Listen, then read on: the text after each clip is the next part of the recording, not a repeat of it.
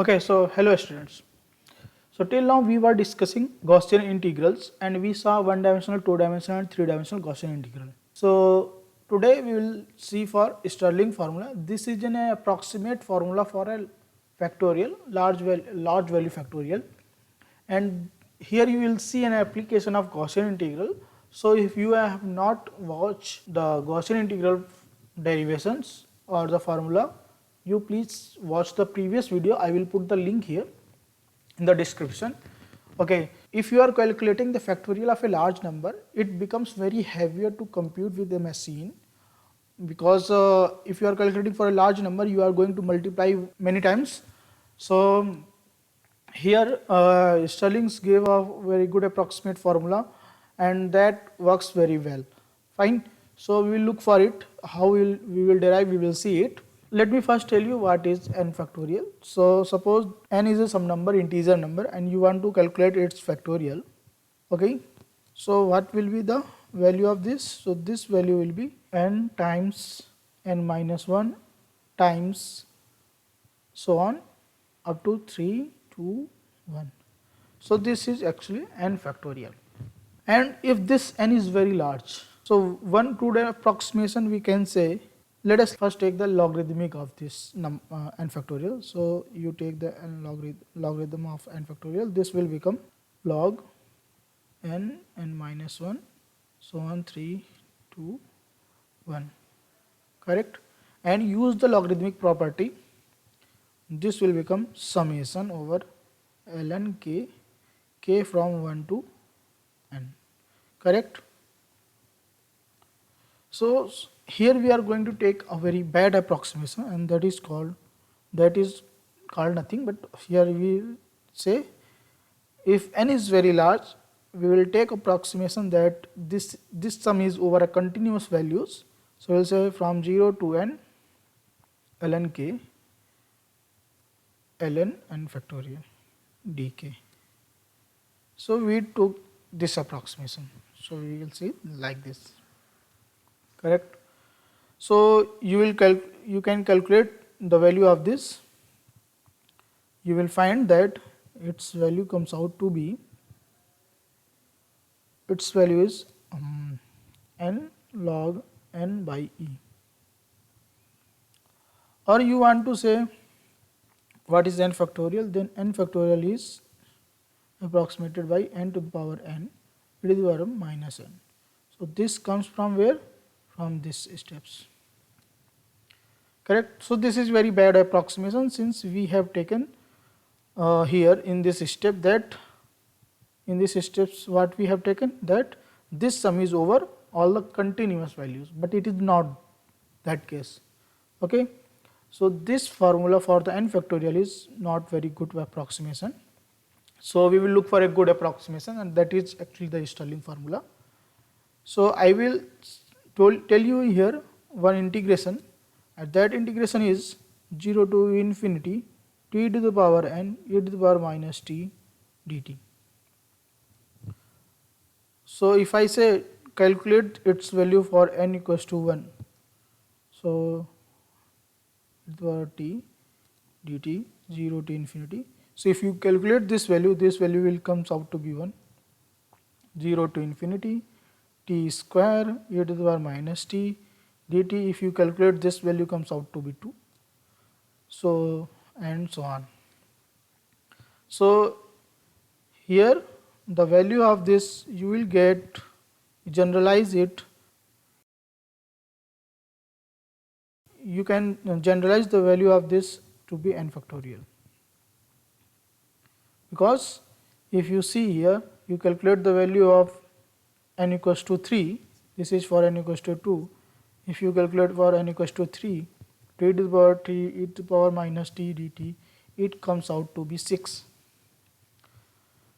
So you calculate the value of this integration for any n, then you calculate n plus 1, and you can generalize the value that its integration value is n factorial. Fine. So this is still in integral form, not in, it is an exact expression that you can calculate using some machine, correct. So what approximation we are going to take, that depends on this integrand. So we will look on it how this integrand behave. So this integrand is product of two things. One is t to the power n, another is t to the power minus e to the power minus t. So this integrand is composed of two factors, t to the power n and e to the power minus t. And if you plot, suppose you want to plot for n equals to 1, for n equals to 1, so suppose you want to say this is y1, this is y2. So you will plot y1 and y2 versus t. Suppose this is t axis and this is y1 and y2. So for n equal to 1, y1 will be like this, a straight line, because if you put n equals to 1, y1 will be t. So this will be a straight line, correct? And y2 will be a exponential decaying function, so it will look like this, correct? So this is y2 e to the power minus t. So this is y2 and this is y1, and they intersect each other at this point, and let us call this point to be t naught. So we know that product of two numbers is largest value when both numbers are equal. So at this point t naught, both curve intersect each other, they have equal value at it. So we will get peak for this expression. So suppose this is y of t. So if you want to plot y of t, you will get a peak at t naught, correct? So if we want to plot y of t, let us see how we will plot. First let us see where it intersect at t axis. So y of 0 is 0, y of infinity is 0. Why? Because e to the power minus t tends to infinity, this is 0, correct? And let us see the maxima and minima. So let us take the derivative dy by dt, which is nothing but n t to the power n minus 1 e to the power minus t plus t to the power n e to the power minus t, and there will be a minus sign here. So if you are taking the derivative and you are saying you are trying to calculate maxima and minima, so at t naught this will be 0 because it is a peak at t naught. Why? Because those intersect each other at t naught and both have equal values, so that will be the peak. You will say here e to the power minus t to the power minus n minus 1, you take common. So here you will say, you will find this to be 0.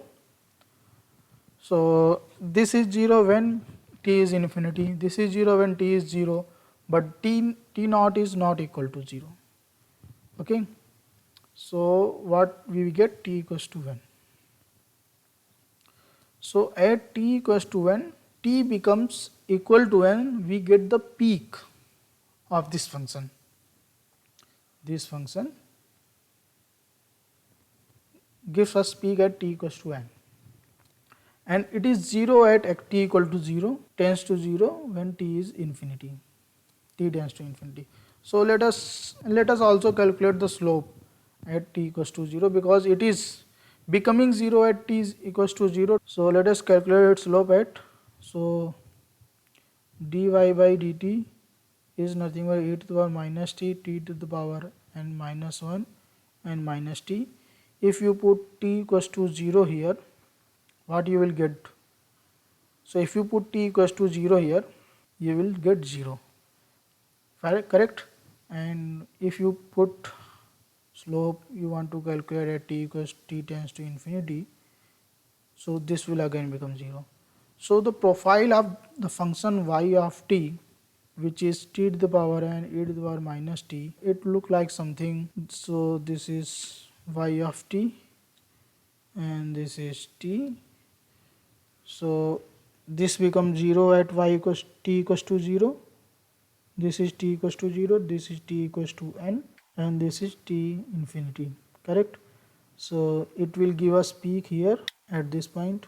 So Since slope at t equals to 0 is 0, that's why it starts parallel to the t axis and then increases slowly, and at t equals to n this becomes maximum and then it decreases like this and becomes 0 at infinity, t tends to infinity.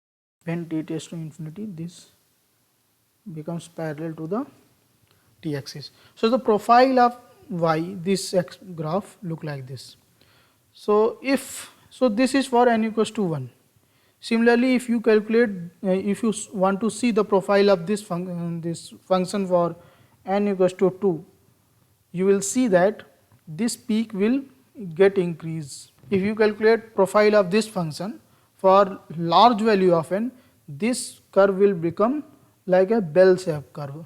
Bell shaped curve means it will become like a Gaussian function. So something like this. This is t equal to n and this is t tends to infinity, this is t equals to 0 and this is y of t and this is t axis. So at for n is very large, when n is very large, this profile I plotted for n equals to 1. If you increase this value of n from 1 to 2, 2 to 3, then you will see this peak will get increased, and after some time you will feel that this peak becomes a bell. So this is a bell shaped curve. So this is, so what now here approximation comes into play, that we approximate this bell shaped curve with the Gaussian function. So approximation here is that we consider it as a Gaussian function. So we consider it as a Gaussian function and we consider that its peak is at t equals to n. And we know that Gaussian function is symmetric about its mean. In fact, this curve is not symmetric. It is 0 at t equals to 0 and 0 at t equals to infinity, but not symmetric. So this curve is not symmetric about t equals to n. But the Gaussian function is always symmetric. Correct? So this is an approximation here we are taking because we are considering that for large value of n, we will take this approximation, because in case of large value of n, this peak becomes very enhanced. These peaks enhance very much. Okay. So what we will do now, we will convert this function into a Gaussian function.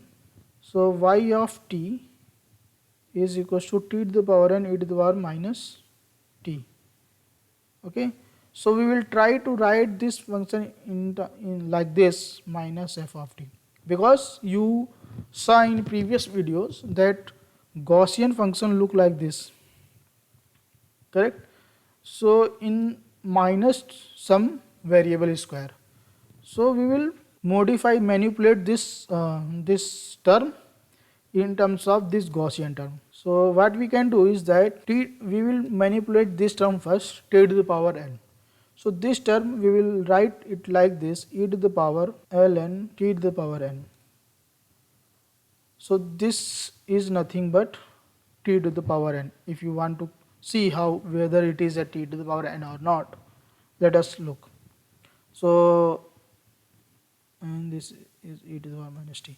So suppose y of t is y1 times y2, where y1 is e to the power ln t to the power n. Take log both side. Ln y1 is ln e to the power ln t to the power n. So this use the logarithmic properties, ln t to the power n ln e. So this will become 1. So ln y1. So you take the anti-log, this will become t to the power n.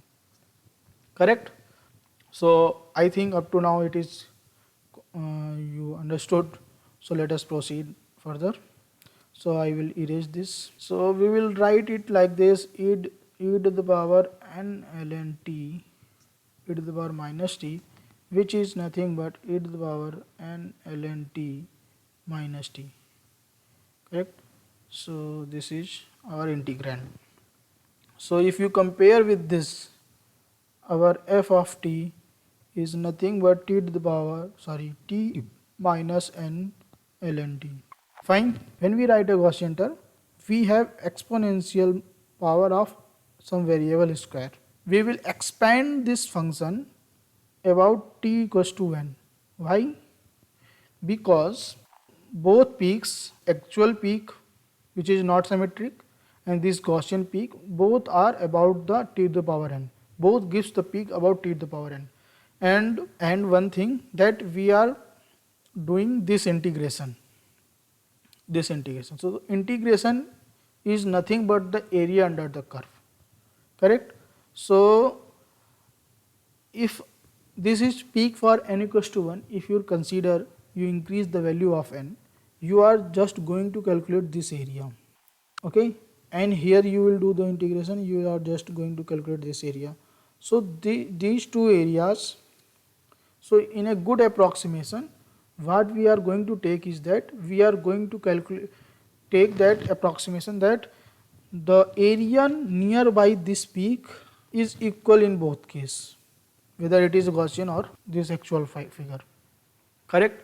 So what we are saying here that the area nearby the peak in both are equal. We are ignoring the tail part. Actually that is the approximation.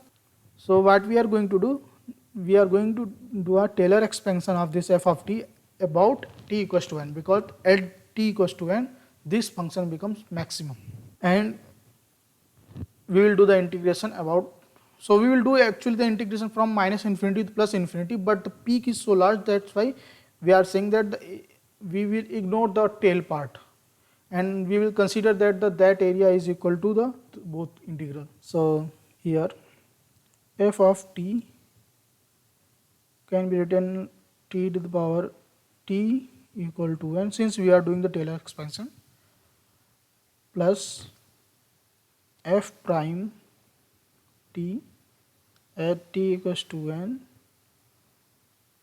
t minus n plus f double prime. So f double prime has the derivative with respect to t at t equals to n t minus n the whole square by 2 factorial, and so on, higher order term. Correct? So f of t is equal to f of t to the power n. So at t equals to n, the first derivative becomes 0. If you want to calculate, you may see. We know that at maximum point the first derivative is 0. If you want to calculate, you may calculate, but it will become 0. It will come out to be 0. Now next term is f double prime, which is the second derivative, and this is not 0. We will see it. T equals to n t to the power t minus n to the whole square by 2 factorial. So what is f of t? So put n here. So f of t at t equals to n become n minus n log n. Correct? This is ln n. Now let us look for the second derivative. Let us calculate first derivative first. So that will become, let us calculate above here, not here. We calculate f of prime, first derivative, f of prime is 1 minus n by t. Correct? Now let us take the second derivative. So second derivative is nothing but n by t square. Correct? So this is nothing but n by t square, and you also put t equals to n. So in that case this becomes 1 by n times t minus n square by 2 factorial. And they are higher order term which we have not included here. Okay, so they are higher order term here. Next, so we have not included them. We are just seeing up to the second order term. So this f of t can be written like more ln n to the power n 1 by 2n t minus n square, correct. So now our integrand, this is, so what was the integration was t to the power n e to the power minus t dt 0 to infinity. So now we are taking the approximation and we are saying that this function, which is the integrand, can be written like a Gaussian function for large value of n, and that is nothing but e to the power minus f of t dt, where this is a Gaussian function which is written like here, come n minus log n to the power n e to the power t. So there will be a minus sign, t minus n square by 2n, correct. So this is the integration with respect to t, and this is minus infinity to plus infinity. So we have ignored the tail part integration because the peak for large value of n, peak get enhanced at t equals to n. So this is the approximation how we are taking it. So this is nothing but e to the power minus n e to the power ln n, and this is nothing but the Gaussian integral minus infinity to plus infinity e to the power t minus n square by 2n dt. So this is Gaussian integral, and if you know the value of this integration, please write in the comment. You will see in a minute it. Since you have already calculated this in the previous video, so please write it soon. E to the power minus n, this can be written it like n to the power n, and this will become root pi by root 2 pi n, because e to the power minus alpha x square dx, the integration of this value is root pi by alpha, correct. So now we have calculated the approximate value of the n factorial. So n factorial, we write the in the Stirling formula is e to the power minus n to the power n under root 2 pi n. So this is the Stirling formula. And if you want to test its accuracy, you know that n factorial is equals to 1. So let us put n equal to 1 here, and you will get what you will get. Let us look at that. So if you put n equals to 1 in this formula, what you are going to get? You will get 0.922. So you can see here, this approximation is well working. It is just giving 8% of error, only 8% error for a small value of n. So you can think this formula is how much good for the large value of n, because only 8% of error is giving for the small value of n, which is n equals to 1, and we have already approximated this formula for large value of n. Okay, so if you calculate the error for n equals to 10, you will see the accuracy is 99.2%. And if you calculate for n equals to 100, the accuracy is 99.92%. So how this formula is very good.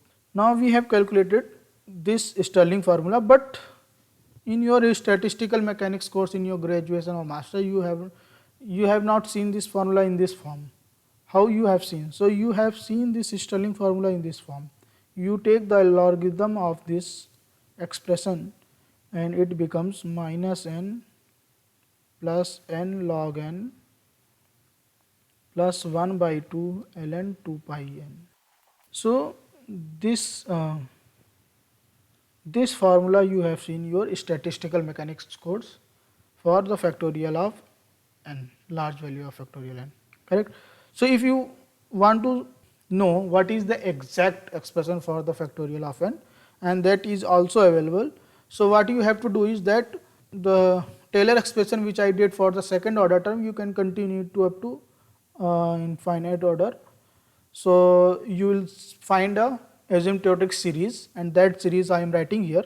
So the exact form of Stirling's series for n factorial is n factorial equals to e to the power minus n, n to the power n, and there is a factor of 2 pi n. This is up to the second order. So the second term for the, if you we left the third derivative, if you calculate that also. So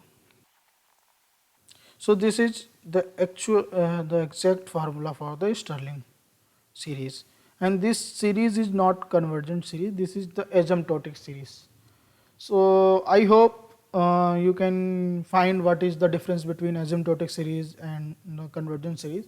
Actually what happens in case of this asymptotic series, the error, if you calculate, if you terminate the series at some point, some nth kth term, so you will find that the error is lesser than the next value which you have not included in the series. This is less intuitive.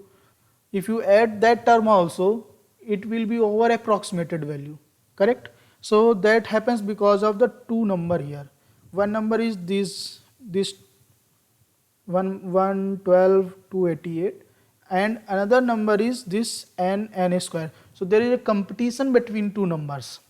These number 112 288 are called Bernoulli's number, and this n square, these are the number this is the number and for which you want to calculate the factorial. Suppose n equals to 1 or 2 or 3 something.